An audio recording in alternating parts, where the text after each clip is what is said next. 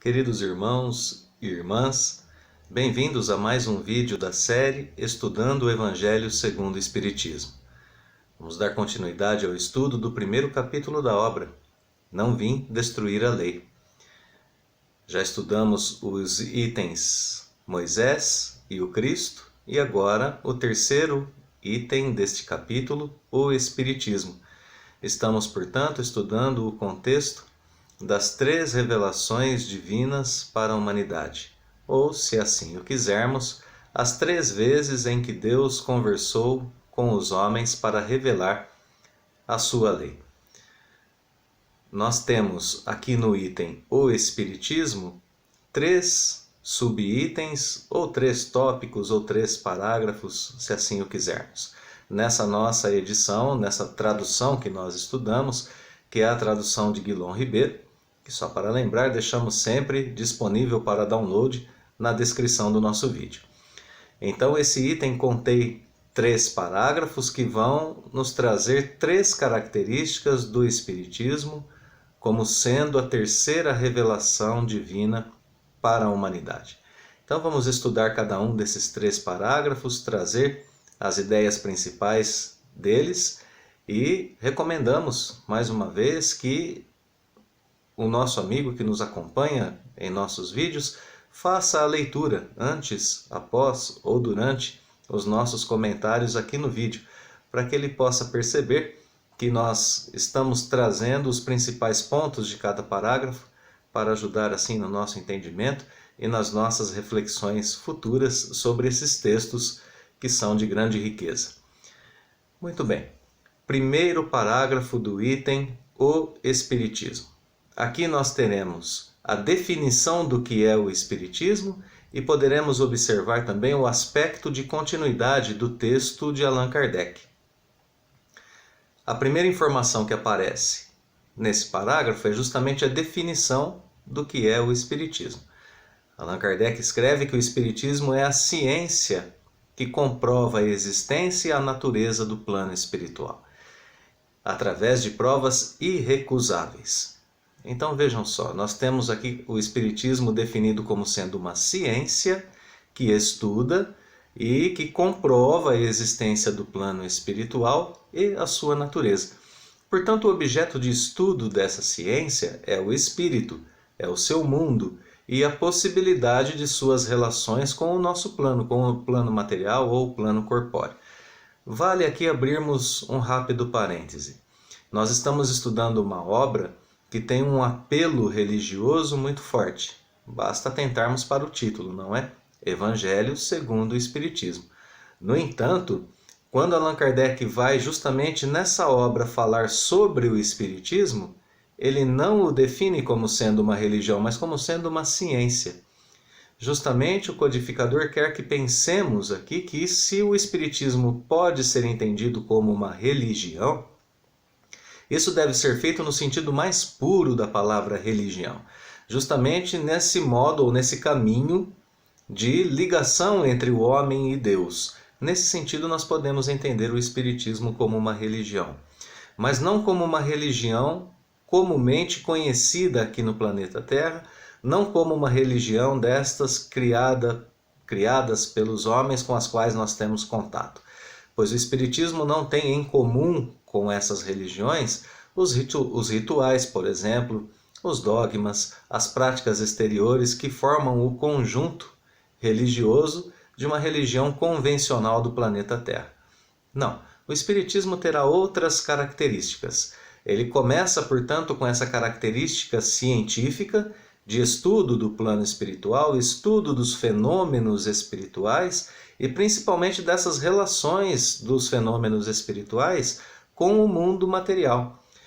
Assim, nós teremos a possibilidade de entender que esses fenômenos são algo natural, estão na natureza. Um dos principais objetivos do Espiritismo é fazer com que esses fenômenos de interação entre o plano espiritual e o plano material não sejam entendidos como algo fantástico ou do plano do maravilhoso, dos milagres ou do sobrenatural. Não, cabe ao Espiritismo mostrar para nós que o espírito e suas relações com a matéria, mesmo quando o espírito está desencarnado, é algo previsto na lei divina, é algo que Deus colocou já para o universo como algo natural, é previsto na lei divina. Todos nós vivemos e viveremos essas circunstâncias de estarmos ora encarnados, ora desencarnados e atuantes nos dois planos da vida. Assim, o Espiritismo nos explica, então, como ciência, que nós temos essa possibilidade, alargando os horizontes do nosso entendimento a respeito da vida, fazendo com que nós percebamos que somos espíritos imortais e que, portanto, temos responsabilidades extramateriais. Aqui, então, nós temos a caracterização no primeiro parágrafo do Espiritismo como ciência e o seu papel em nossas vidas. Ainda no primeiro parágrafo, nós temos a informação que o Espiritismo nos traz uma segunda benesse, além dessa explicação, que é a explicação sobre coisas que Jesus disse e que não foram bem compreendidas, e mesmo sobre aquilo que o Cristo não explicou ou só explicou de modo alegórico, através de metáforas ou de parábolas. Aqui nesse ponto, o aspecto de continuidade do texto, as ideias contínuas, pois no item anterior, o Cristo, nós líamos exatamente nas últimas linhas, nos últimos parágrafos, que Jesus não pôde ensinar tudo para a humanidade, mas que era necessário haver um avanço intelectual, um avanço moral, para que novas explicações fossem trazidas a respeito daquilo que Jesus ensinou. Muito bem, o aspecto de continuidade das ideias aqui. É o Espiritismo que vem preencher essa lacuna. É o Espiritismo que vem trazer essas informações que Jesus não pôde trazer. Já o segundo parágrafo vai nos trazer uma outra característica do Espiritismo. Diante das duas outras revelações, nós temos uma comparação muito interessante de ser pensada. Em Moisés, os 10 mandamentos. São duas... a personalidade, a figura de Moisés é difícil de ser descolada da tábua dos 10 mandamentos. Portanto, nós podemos dizer que a primeira revelação foi personificada em Moisés. A questão da identidade entre os 10 mandamentos e Moisés é muito forte. Com Jesus, isso é ainda mais poderoso. A identidade de Jesus e de seu ensinamento, a identificação, melhor dizendo, entre Jesus e seu ensinamento é muito forte.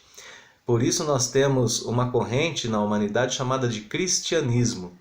É o Cristo nos trazendo seus ensinamentos e é compreensível que seja assim, pois o governador espiritual do planeta encarna, nos traz aqueles ensinamentos que são eternos, inesquecíveis para todos nós, que perpetuam através dos séculos e dos milênios e que dividem a história da humanidade entre antes e depois dele.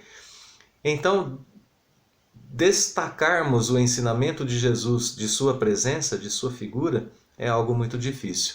Portanto, a segunda revelação também está personificada em Jesus. Isso não acontece com o Espiritismo.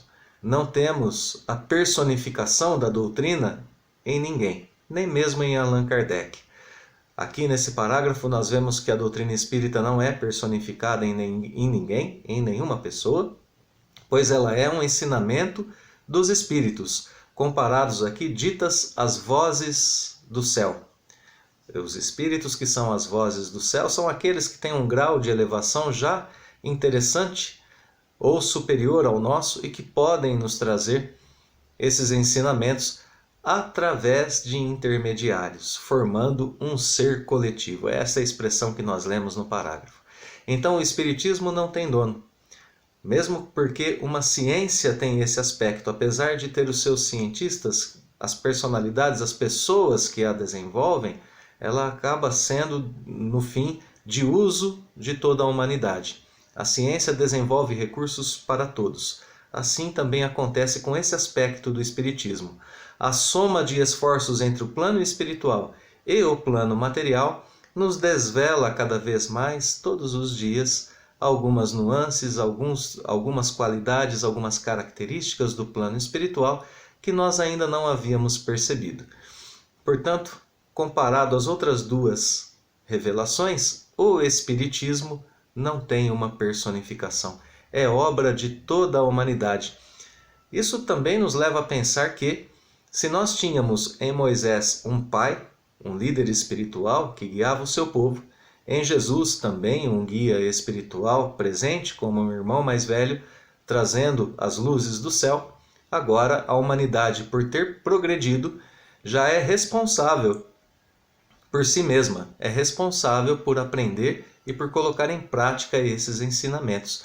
Não temos mais um líder aqui conosco, mas temos uma doutrina que todos nós temos a responsabilidade de interiorizar e colocar em prática. Portanto, retomando rapidamente, características principais da doutrina espírita, parágrafo 1, ser uma ciência.